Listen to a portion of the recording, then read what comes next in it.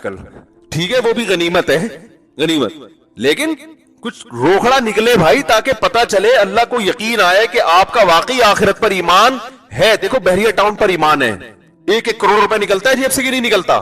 آخرت کے لیے کبھی نکلا 1 کروڑ روپے؟ بولتے کیوں نہیں بھائی؟ نہیں نکلتا. اس لیے کہ وہ ٹرائی کر رہے ہیں، اتنے پیسے دو کہ اگر جنت ہوئی تو فائدہ ہو جائے، نہیں ہوئی تو اتنے پیسے ضائع کرنے میں کوئی نقصان. بھائی رسک اتنا لیتا ہے، رسک اس چیز کا لیتا ہے انسان جس میں ہار اور جیت دونوں کا امکان ہوتا ہے نا، اس میں پھر تھوڑی انویسٹمنٹ ہوتی ہے کہ اگر جنت نکل آئی تو فائدہ ہو جائے گا، نہیں نکلی تو یہ 150 روپے صدقہ کرنے میں کوئی نقصان نہیں. اور بلکہ اس میں بھی الٹی نیت آج کل یہ ہوتی ہے کہ بلائیں ٹل جائیں گی، وہ بھی چلو اچھی نیت ہے، الٹی تو نہیں کہنا چاہیے اس کو، لیکن اس میں بھی جنت مقصود نہیں ہے. اس میں بھی یہ کہ یار وہ بھائی کی ٹانگ ٹوٹ گئی ہے تو شاید جلدی جڑ جائے، 50 روپے صدقہ کر دو. سفر پہ جا رہے ہیں، سفر بڑا خطرناک ہے، ڈاکوؤں کا خطرہ ہے تو کچھ صدقے نکالو، ایسے کرتے ہیں گھماتی ہیں مائیں. بچہ بیمار ہے، ڈینگی کا خطرہ ہے، کورونا کا خطرہ آ گیا، چلو صدقہ نکالو. تو وہ اس چکر میں یعنی وہ نیت یہ ہوتی ہے کہ شاید کوئی بلائیں ولائیں ٹل جائیں، وہ بھی آخرت نہیں ہے. سب میں سمجھا پا رہا ہوں اپنی بات؟ تو صحابہ تو پیسہ اڑاتے تھے بھائی.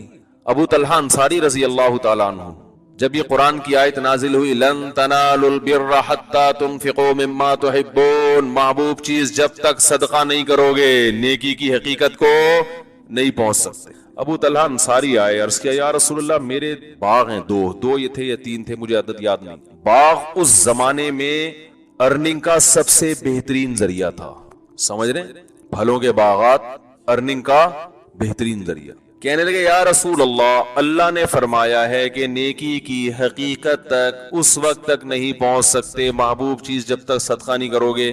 تو میں نے غور و فکر کیا، مجھے سب سے زیادہ محبوب کیا ہے؟ تو مجھے پتا چلا میری جو ارننگ کا ذریعہ ہے نا، میرا باغ، وہ یہ ایسے جیسے آپ یہ آیت سن کے کہیں یار مجھے سب سے زیادہ کیا چیز محبوب ہے جس کو میں سب کچھ قربان کر دوں، وہ نہیں. تو آپ کو اپنی تارک روڈ کی 4 دکانیں یاد آئی ہیں. یار سب کچھ ہو سکتا ہے، یہ بھینسوں کا باڑا میں کسی کو نہیں دے سکتا، یہ طارق روڈ کی 4 دکانیں کسی کو نہیں دے سکتا، یہ ڈیفنس کی 3 دکانیں کسی کو نہیں دے سکتا. یہی ہوگا نا؟ اچھا مجھے ایک بات بتاؤ، بیوی بولے یا تو مجھے رکھو یہ طارق روڈ کی 4 دکانیں رکھو، فوراً سے پہلے بیگم کو چھوڑتا ہے؟ آج کا چھوڑے گا کہ نہیں چھوڑے گا؟ آج کے لوگوں کی بات، بیگم یہ دکانیں رہیں گی تو دوسری بھی آ جائے گی. اگر تم چلی گئی، یہ نہیں رہی نا تو تم بھی تھوڑے دن میں بھاگ جاؤ گی. ابھی تو تم کہہ رہی ہو کہ ان میں سے ایک کو مجھ پہ رکھو. وہ ہے نا ایک آدمی نے کہا نا، وہ غریب آدمی دکان پہ گیا گرل فرینڈ کو لے کے کہ اللہ کے نام پہ 2 دودھ پتی دے دو بھائی. تو اس نے کہا بھائی کمبخت گرل فرینڈ اتنا غریب ہے تو گرل فرینڈ رکھی کیوں ہے؟ تو کہہ رہے رکھنے کے بعد غریب ہوا ہوں، جب رکھی تھی اس وقت نہیں تھا. تو گرل فرینڈ اتنا تھوڑی کھاتی ہے جتنا بیوی کھا جاتی ہے، بیوی تو جائیدادیں کھا جاتی ہے ماشاءاللہ، اور کھانا چاہیے، اس کا حق ہے. تو آپ کس کو ترجیح دو گے بھائی؟ بولو گے دکانیں. تو ابو طلحہ انصاری رضی اللہ تعالیٰ عنہ آئے، یا رسول اللہ مجھے سب سے محبوب چیز کیا ہے؟ میرے باغات. آپ نے فرمایا بخن بخن، واہ واہ واہ واہ. آپ بھی متاثر ہوئے. ذاک مال رابح، فرمایا بڑا قیمتی مال ہے یہ تو بڑا قیمتی. یہ تمہارے دل میں خیال آ گیا، کیسی آیت پر عمل کیا. دیکھو دنیا کو دل سے نکال دیے. جب سفر ہے تو بھائی گزارا ہو رہا ہے نا کھانے پینے کا، صدقہ کرو اس کو. آپ صلی اللہ علیہ وسلم سے پوچھا کس کو دوں؟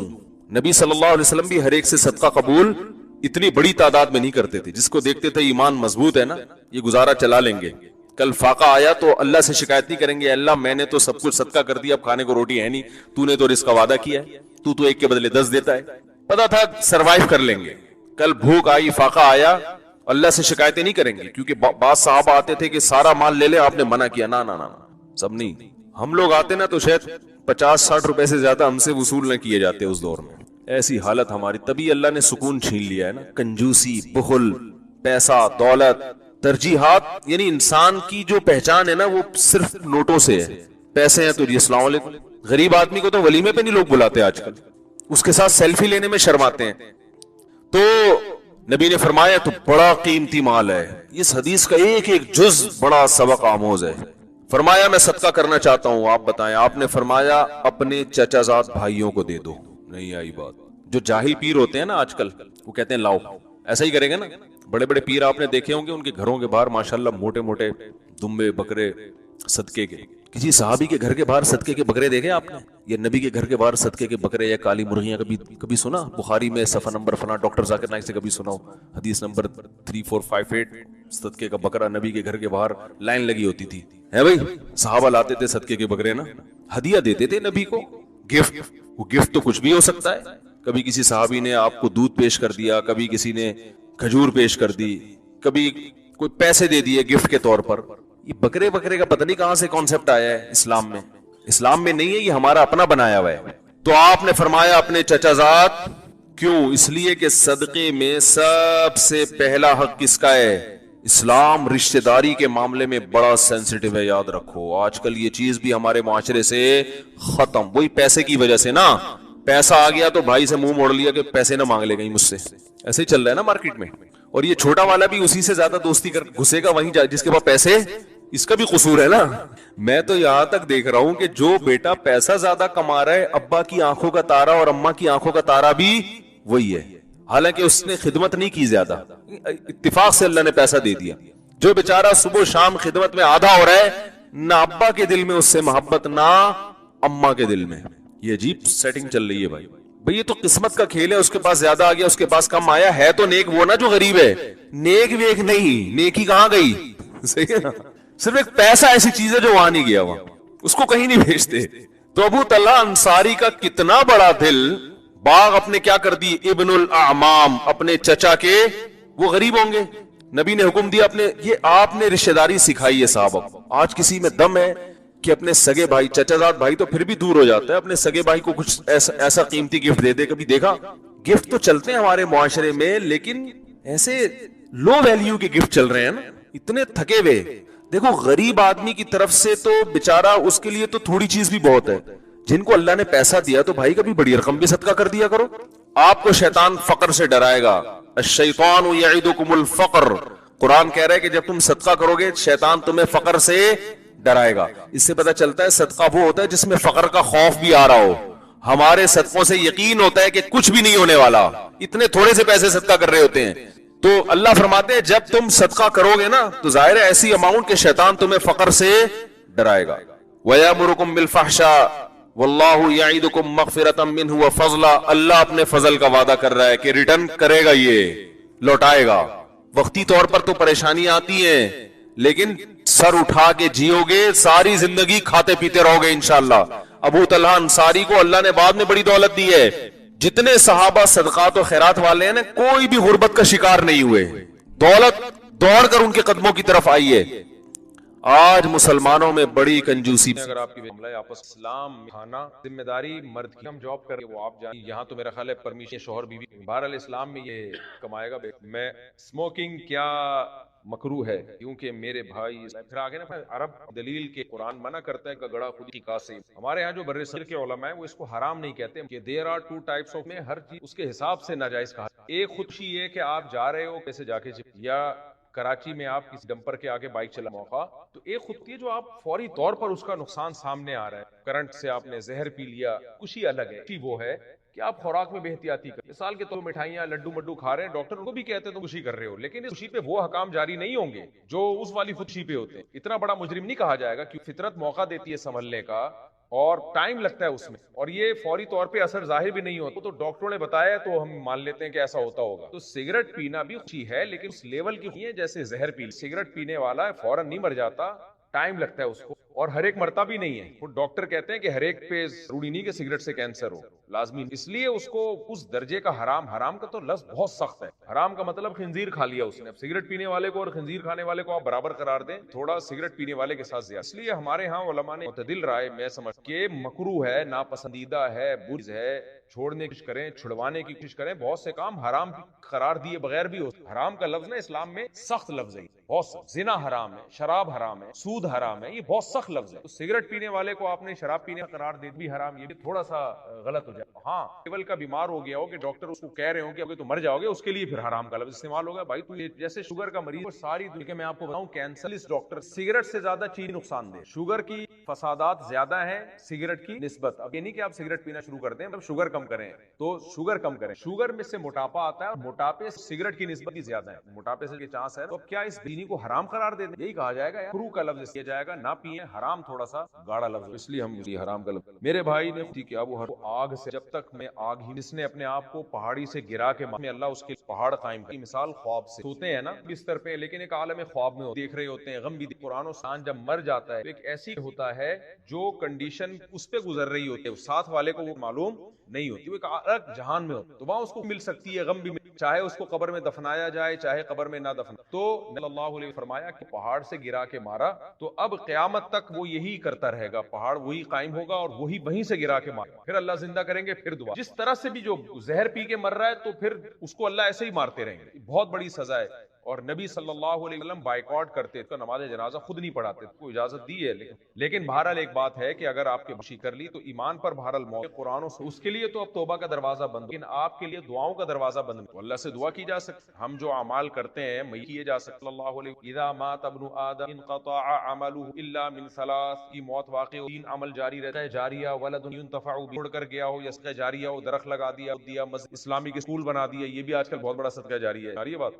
اور تیسرا جو اس کے لیے اولاد دعا کرتے, تو اولاد تو ایک سائن ہے, اشارہ ہے کہ اکثر اولادیں دعا کرتے, تو کوئی بھی دعا کرے گا. تو آپ کے بھائی کی ڈیتھ ہوئی, اللہ سے آپ یہ دعا کر سکتے ہیں کہ اللہ اس عذاب سے گڑ گڑائے, تو اللہ دعائیں کی تو قبول نہیں کرے گا, آپ کی قبول کر لے گا, کیونکہ آپ ابھی زندہ ہو, آپ کے لیے دعاؤں کا دروازہ کھلا ہوا ہے, توبہ استغفار کا دروازہ کھلا ہوا ہے. تو ہمیں قرآن و سنت چلتا ہے کہ جب ہم اپنے مرحوم میں دعا کرتے ہیں وہ دعائیں بھی کی ہیں اور مرنے کے بعد سفارشیں بھی قبول ہو, اس لیے ایمان بہت بڑی مت ہے. ایمان پر بہت واقع ہو کیا ہو, اس کے لیے توبہ کا دروازہ بند ہوا ہے, آپ کے لیے اس کے لیے دعاؤں کا دروازہ بند نہیں ہوا. تو آپ دعا مانگے, اللہ سے کی جا سکتی کہ اللہ تعالیٰ اس کے اس گناہ کو وہاں معاف کر دے, اور اس میں آپ کو بھی ثواب ملے. تو صلہ رحمی ہے نا کہ بہن بھائی کے لیے دعا کر رہی ہے, وہ اللہ تعالیٰ جب کوئی یہ دعا کرتا ہے نا, اس میں آتا ہے کہ ایک فرشتہ اللہ متعین کرتے ہیں کہ تیرے لیے بھی وہی سب, جو تو اس کے لیے مانگ رہا ہے اللہ تجھے بھی وہ دے گا, تمہارے گناہوں کو بھی اللہ معاف. تو بھائی کے ساتھ رشتے کا تقاضا بھی ہے. کیا حلال مورگیج حلال ہے؟ دیکھو شریعت میں چیزیں ایسی, شریعت اس میں رزلٹ کو, طریقے کو نہیں, کہ طریقہ کیا ہے, نتیجہ کیا نکلے گا یہ دیکھ. مثال کے طور شراب اگر آپ تو شراب کیا رہے گی, حرام. کوئی گفٹ میں دے دے تو کیا رہے گی, کہیں سے بھی ملے گی حرام ہی رہے. شریعت اس میں یہ نہیں دیکھ رہی کہ کس طریقے سے آپ کے پاس شراب آئی. خنزیر حرام ہے, حرام ہی رہے گا, یہ نہیں دیکھتی شریعت کہ اپنے خون سے آپ نے کمایا ہے, دیا ہے. یہ سنا ایک آدمی نے بولا ایسے تو حرام ہو جائے گی, کہہ رہے پہلے کون سے حلال تھی. خیر یہ دلیل غلط ہے, اس لیے کہ وہ ڈبل حرام ہو جائے گی, ظاہر ہے. تو پہلے تو یہ چانس تھا کہ کھانے کے بعد معاف کروا لو, جس آؤٹ ہونے سے پہلے حلال ہو جائے گی, ٹھیک ہے نا, اسے معاف. اب اگر الٹی طریقے سے ذبح کر دی اب تو کوئی حلال ہونے کا چانس ہے ہی نہیں. تو چیزیں ایسی ہیں, طریقے کو نہیں دیکھتی. حکام سے ہیں, شریعت نتیجے کو نہیں دیکھتی, طریقے. جیسے آپ کسی خاتون دو گواہوں ایجاب و قبول نکاح کریں اور پھر اس سے ریلیشن قائم کریں, اور وہی عورت ہو بغیر نکاح کے آپ اس سے ریلیشن قائم کریں, رزلٹ سیم ہے یا نہیں ہے؟ وہی کام ہوا جو نکاح کے بغیر ہو رہا تھا, لیکن طریقہ وہ نہیں تھا جو شریعت نے بتایا کہ عورت کے پاس پہنچنے کا راستہ کیا ہے, دو گواہ ہوں ایجاب و قبول, تو پھر یہ نکاح منعقد, بیوی بنے. تو یہاں رزلٹ کو, نتیجے کو نہیں دیکھا جا رہا. بھی واقعہ موسیٰ علیہ السلام نکاح کے وداؤٹ میرج نتیجے کو دیکھ رہی ہے, نہیں دیکھ, یعنی شریعت نتیجے کو نہیں دیکھ رہی, طریقے کو دیکھ رہی ہے. یہاں بھی شریعت پیسہ کمانے کی طریقے, اگر آپ وہی پیسہ کما رہے ہو, رزلٹ وہی نکل رہا ہے, لیکن طریقہ چینج کر دو تو وہی حرام طریقہ حلال ہو جائے. آج کل کے بہت سے اس کو یہ بات چونکہ معلوم نہیں, اس لیے وہ اسلامک بینکنگ کرتے ہیں. یار کان ادھر سے پکڑو ادھر سے پکڑو, بات تو ایک. بھائی بینک بھی اتنا ہی پروفٹ لے رہا ہے جو سودی بینک, اسلامک بینک بھی وہی پروفٹ لے رہا ہے جو سودی بینک پروفٹ لے رہا ہے. اور مورگیج پہ ہم گھر لیتے ہیں تو بینک اتنا ہی پروفٹ لیتا ہے جتنا حلال فائنانس پہ آپ پروفٹ لے رہے ہو. تو کان ادھر, ان کو دین کے علم میں گہرائی نہیں ہے. دیکھو حضرت بلال رضی اللہ تعالیٰ عنہ کیا حدیث ہے, پرانی کھجوریں دے کے تر کھجوریں بیچی, تر کھجوریں مہنگی ہوتی ہیں نا, فریش, وہ آپ نے بیچی اور اس کے بدلے میں پرانی کھجوریں زیادہ مقدار میں لی. میں ایک مثال دیتا ہوں, آدھا کلو فریش اور 1 کلو پرانی کھجور, ظاہر ہے سستے وہ زیادہ ملے گی. صلی اللہ علیہ وسلم پتہ چلا تو آپ ہوا عین الربا, یہ خالص سود. کھجور جب کھجور کے بدلے میں بکے گی برابر برابر بکے, اضافہ حرام ہے. تو آپ نے بلال کو طریقہ بتایا, یہ تازہ کھجوریں ہیں, یہ مہنگی ہیں, یہ مارکیٹ میں بیچ, جو پیسے آئیں گے اس سے پھر پرانی کھجوریں لے لو جو زیادہ مل جائیں. رزلٹ سیم ہے کہ نہیں ہے؟ وہی رزلٹ نکل رہا ہے, لیکن طریقہ کیا ہے؟ پیسوں کے بدلے میں کھجور میں کمی بیشی ہو, کھجور کے بدلے میں نہیں ہو سکتی. تو آپ خوب سمجھیں حلال مورگیج کیا ہے. لوگ اس میں مذاق اڑاتے ہیں, یار مورگیج حرام ہے تو نہ, نہیں, مورگیج سے کوئی نفرت نہیں. یہ طریقہ کار کیا, طریقہ یہ ہے کہ آپ بینک کے پاس گئے, کہا گھر چاہیے، بینک نے دیتے ہیں، آپ گھر خرید لیں، کروڑ کا لون دیا ہے، کروڑ روپے 3 لاکھ روپے یا جو یہاں کا ریٹ چل 3 لاکھ جو پروفٹ، ابھی 1 کروڑ کے بدلے میں 3 لاکھ پروفٹ، یہ جائز کیسے؟ آپ بینک کے کا گھر خریدیں گے اور 1 کروڑ 3 لاکھ میں پہ آپ کو ریزلٹ سیم ہے کہ نہیں؟ ایسٹ پیسے کی پیسہ، اب یہاں لوگ ریزلٹ تو بڑے پیمانے پر جب ہوتا ہے تو بہت فرق پڑ جاتا ہے اس سے سوسائٹی. مثال کے طور پر آپ میرے پاس آئے اور آپ نے کہا آنا نہیں سنو آ جائیں آپ نے کہا مفتی صاحب مجھے 10 لاکھ روپے فرض کرنے میں گورنمنٹ آپ نے کہا 10 لاکھ روپے بھائی مجھے گاڑی خریدنے، میں نے کہا بھائی میں 10 لاکھ روپے دوں گا، آپ 10 سال کے بعد مجھے تو بیڑا غرق، تو اب میں ویسے 10 لاکھ آپ کو دوں گا، آپ مجھے سے پروفٹ، یہ حرام ہے. میں کیا کرتا ہوں 10 لاکھ کی ہوگا کیا سرکولیشن ہے نا وہ نیچرل، بیچ میں ایسے اثاثے آ رہے ہیں، رسک میں لے رہا ہوں، وہ گاڑی میں نے خرید جب تک آپ خریدو گے نہیں وہ میری ملکیت میں ہو، اس گاڑی میں کوئی فالٹ نظر نکل گیا تو ذمہ دار کون ہوگا؟ میں ہوں گا ذمہ دار. تو سرمایہ دار اس مصیبت سے جان چھڑانا چاہتا ہے، وہ کہتا ہے مجھے گاڑی اور گھر سے کوئی لینا دینا، اس کے ڈاکومنٹ جعلی نمبر نکلے 2 نمبر نکلے، زلزلے میں وہ گھر تباہ ہو گیا، میرا کوئی لینا دینا نہیں ہے، میں 1 کروڑ روپے دوں گا اور سیدھا سیدھا تم سے 3 لاکھ، اب وہ 1 کروڑ آپ کے ڈوبے، اس سے کوئی غرض نہیں. تو یہ انڈیویجولی 1-2 بندوں میں دیکھو گے تو ایسا نہیں لگے، لیکن کسی ملک کا جب یہ سسٹم کا حصہ بن جائے گا تو بہت بڑی تباہی آتی ہے. اس لیے مورگیج حلال بھی، اور حلال اسی لیے میں آپ کو آسان گئے کہ اب آپ نے کہنا ہی رہنا پتہ نہیں کیا خرید، تو وہ ادارہ آپ کو وکیل بناتا ہے، یعنی تمہیں ہی بیچنا ہے، بعد میں تم دیکھ لو جو تمہیں پسند آئے وہ میں خریدوں.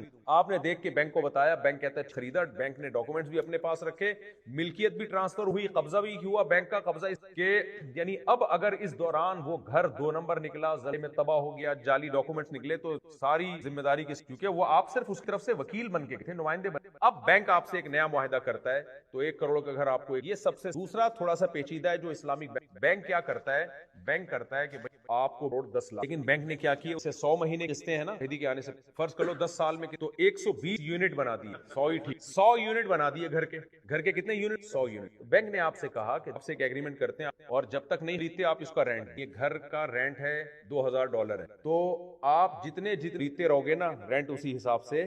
اب بینک کی یہ ٹینشن نہیں ہے کہ آپ جلدی خرید رہے ہو دیر سے خرید رہے ہو، بینک کہہ رہا ہے جتنے مجھے رینٹ تو مل رہا ہے نا، رینٹ مل رہا ہے، اور آپ جلدی جان چھڑاؤ گے یار دیکھ کے خریدو تاکہ رینٹ میرا کم ہو جائے، یہ جائز ہے. اب یہاں پر کہتے ہیں کہانی کاٹو، یہاں سود الا انتر تجارتن انتراض تجارتیں، اس لیے یہ حلال مور زندگی میں قضائے عمر روزانہ ما جعل علیک، اب آپ کیسے سکتا کہ وہ نماز ہی پڑھیں گے پھر اور کوئی رہے گا نہیں. تو اللہ تعالیٰ نے ہمارے یہاں کچھ لوگ کہتے ہیں تو دعویٰ کر صلی اللہ علیہ وسلم نماز جب بھی قضا ہوئی ہے تو آپ نے بے قضا نماز، اتنے فرق نہیں کہ 5 نمازیں ہوں یا 5 اس میں آتا ہے دین اللہ حق و اللہ کا قرض کے زیادہ لائق ہے تو وہ ذمے میں رہتی. ہاں حرج جب ہوتا ہے جب یہ کہا جاتا کہ اب وہ آپ نے ان میں ساری پڑھ لی تو ایک دن میں ایک دن، اس لیے علماء کہتے ہیں پڑھ لیتا ہے، پھر اگر موت آ گئی اور رہ گئی تعالیٰ اور 1/3 میں اگر وصیت بھی کر جائے کہ 1/3 میں فدیہ دے دیا جائے کہ میں جہاں پر رہتے ہیں. یہ انہوں نے بڑا لمبا سوال پوچھا، خلاصہ زکوٰۃ کی دی جا سکتی، ایجوکیشن فائنینشلی آپ کسی وغیرہ وغیرہ پوچھا فلاں دی جا سکتی. 52.5 تولہ چاندی، 612 گرام 612 گرام چاندی 52.5 اس کے بقدر اگر کے پاس کیش یا کوئی ایسی پراپرٹی استعمال میں ہی نہ آتی ہو، پورے سال خالی پلاٹ پڑا ہوا ہے، نہ اس زمینداری ہو رہی ہے، نہ اس کو کرائے پہ دیا ہوا ہے، نہ اس میں خود رہتا ہے، تو ایسی 5 چیزیں جب کسی کے پاس 52.5 تولہ چاندی کے برابر ہوں کی فہرست سے، ہاں قرضہ نہ ہو، اگر قرضہ ہے تو ایک الگ ہے. تو اب یہ بڑا مشکل ہوتا ہے کسی کو یہ پہچاننا کہ تیرے 52 نے مکلف نہیں بنایا. آپ اتنی تحقیق کر لیا کریں زکوٰۃ دینے کہ یار تمہارے پاس مہنگا ہو گیا مقدار میں ہی 52 پوچھ لیا کریں، سلور تو نہیں پوچھ لیا کریں کہ ایسی پراپرٹی استعمال میں ہی، یہ پتہ کرانا آسان ہو. ہاں کوئی پراپرٹی کرائے پہ دی، زمینداری پہ دی ہوئی ہے، وہ اس میں داخل ضرورت کی، تو چند چیزوں کا لمسم اندازہ لگا لیا کہ بینک اکاؤنٹ میں بینک میں، تو یہ سرسری سی تحقیق کر لیا کریں اتنی آسانی سے، تو پھر اس کو زکوٰۃ ادا کر دیں. بعد میں پتہ چلا کہ نہیں تھا تو بھی زکوٰۃ ادا ہو جائے گی. اس سے زیادہ ہم گہرائی میں جا نہیں سکتے. اس کے بارے میں آپ کو لگے کہ یہ غریب ہے، غالب گمان ہو کو زکوٰۃ دینے سے ادا، اس لیے ہر پاکستانی کو زکوٰۃ دینے سے ادا میرا خیال ہے ہو جائے. میں نے مذاق کیا، ایسا نہیں، ہمارے صدر کو بھی زکوٰۃ دینے سے ادا ہو جائے، وہ بہت خیر.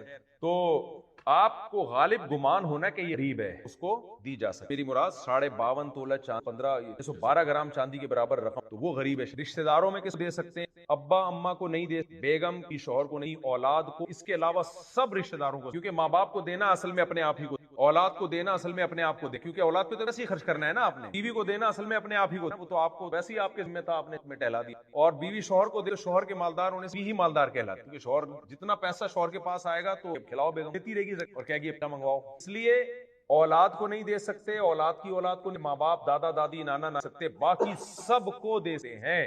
بلکہ رشتہ داروں کو زکوٰۃ دینے میں ڈبل ثواب ہے. بہن بھائی ایک دوسرے بھانجوں کو، بہو کو دے سکتے ہیں، داماد کو اور کیا رہ گیا 9 بجے تک. اچھا اب یہ جو ایجوکیشن سوال جو ایجوکیشن پہ خرچ کرنا جائز ہے نہیں, زکات کا مالک بنانا, سمجھ میں آ رہی ہے بات کو, زکات کا مالک بنانا پوری ہینڈ اوور کر پھر وہ جہاں چاہے خرچ کرے, تعلیم پہ کرے, علاج پہ خرچ کرے. اس کو کیش اماؤنٹ بھی دے سکتے ہیں اور کوئی اس پیسوں سے خرید بھی دی جا سکتے. کوئی غریب بچہ ہے, اچھا بچہ غریب وہ ہوگا جس کا ابا غریب ہے, اور ابا مالدار ہے تو بچہ بھی کیا سمجھا جاتا ہے, مالدار سمجھ. تو ابا سے بچے کا میں ابا کو بڑی ویلیو دی. تو اب آپ اس کو کتابیں بھی, علاج کے طور پہ دوائیں خرید, تو ہینڈ اوور کرنا ضرور. ایک آسانی میں ہے کہ ڈائریکٹ اس بجائے نمائندہ بنا لے, مثال کے طور پر لیٹا ہوا کوئی علاج کی, اب آپ نے ڈائریکٹ جا کے اس کے مالک نہیں, اس کا طریقہ یہ ہوتا ہے پیشنٹ سے آپ اس ہاسپٹل, ہم آپ کی طرف سے ہاسپٹل کو دیں, ہسپتال کی منٹ ہے, ذمہ دار ہے وہ اس کا وکیل, یہ پہلے آپ اجازت لیں گے پھر آپ ہاسپٹل میں دوائیوں جتنا خرچہ کریں گے زکات ادا ہوتی ہے, کیونکہ اسپتال نمائندہ بن چکا ہے اس چیز کا. اس سمجھ میں آ رہی ہے بات کہ نہیں آ رہی ہے؟ لیکن پہلے دے دیا بعد میں نمائندہ بنایا, اس سے نہیں ہوگی. وکیل پہلے بننا ضرور. بچے کے اسکول لینا چاہتے ہیں, اسے اجازت, باپ ہے اس سے اجازت لے گا, باپ آٹومیٹک جائے کہ ہم, تو آپ ہمیں وہ رقم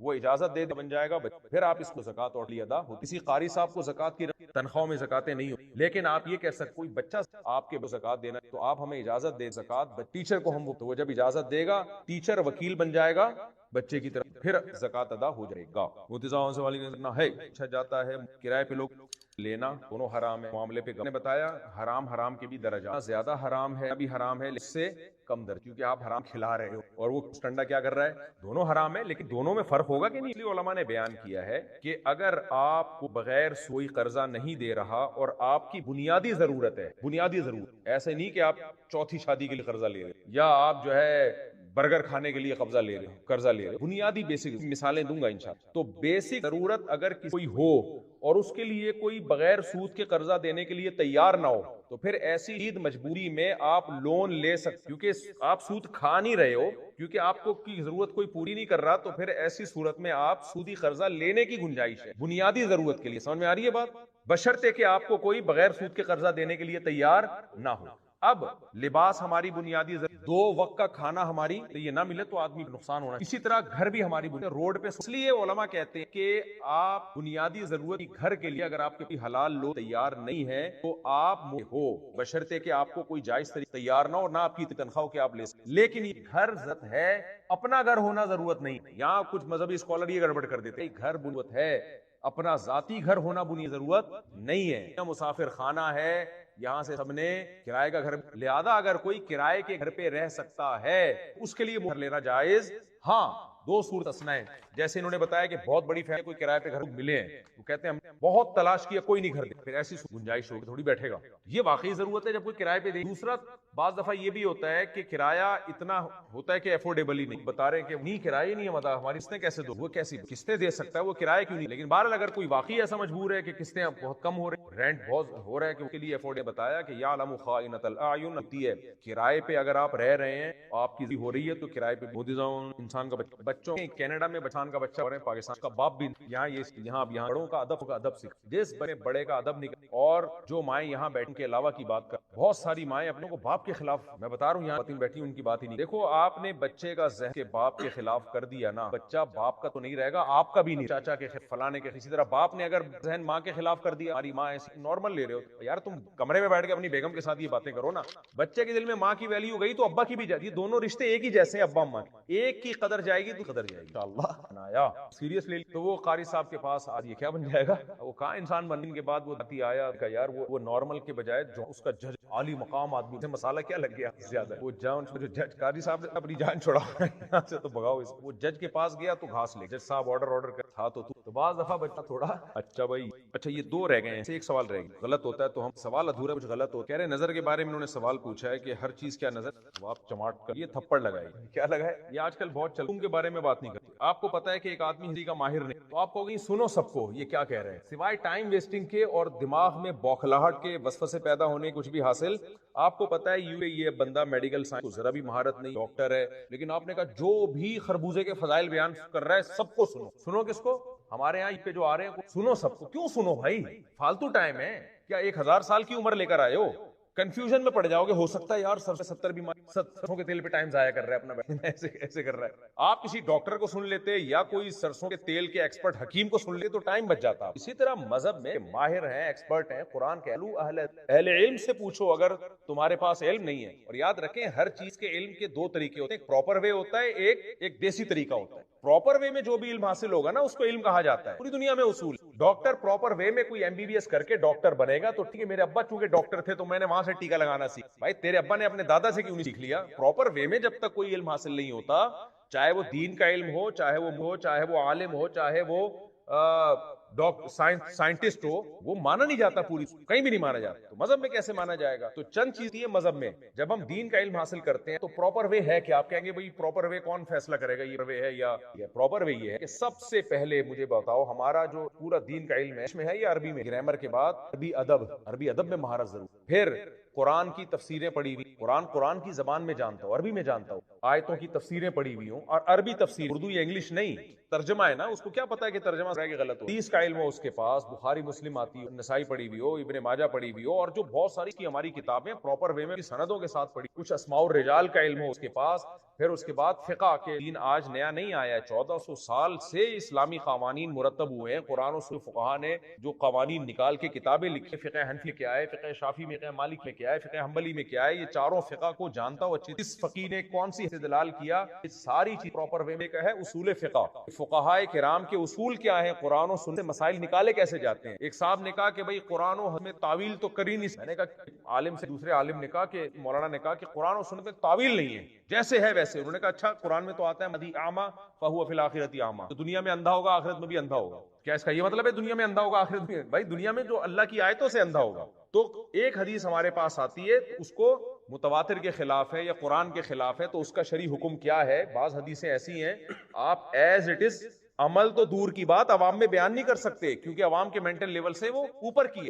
اس کا مطلب کیا ہوگا؟ مثال کے طور پر حدیث میں آتا ہے, ایک صحابیہ خدیجہ نے نبی صلی اللہ علیہ وسلم پوچھا, یا سید عائشہ نے, زمانے جاہلیت میں بچی کیا گیا تھا تو جو ماں ہے وہ جہنم میں جائے گی. آپ نے فرمایا کہ الوائدۃ, جو دفن کرنے والی ہے وہ بھی اور جس کو دفن کیا جا رہا ہے وہ بھی. بتاؤ سوال پیدا ہو تو بچی کا کیا قصور؟ تو آپ اگر حدیث کو ایز اٹ از لے لو, اس سے تو گمراہی نہیں پھیلے گی. بھائی بات یہ ہے کہ قرآن کہہ رہا ہے وَإِذَا الْمَوْءُودَةُ سُئِلَتْ بِأَيِّ ذَنبٍ قُتِلَتْ, جس دن زندہ دفن پوچھا جائے گا کہ بتا تجھے کس جرم میں قتل کیا گیا. تو اللہ تو اس بچی کو اتنا پروٹوکول دے رہا ہے کہ اس کے باپ کو اس لیے جہنم میں ڈال رہا ہے کہ ناحق تجھے قتل کیا.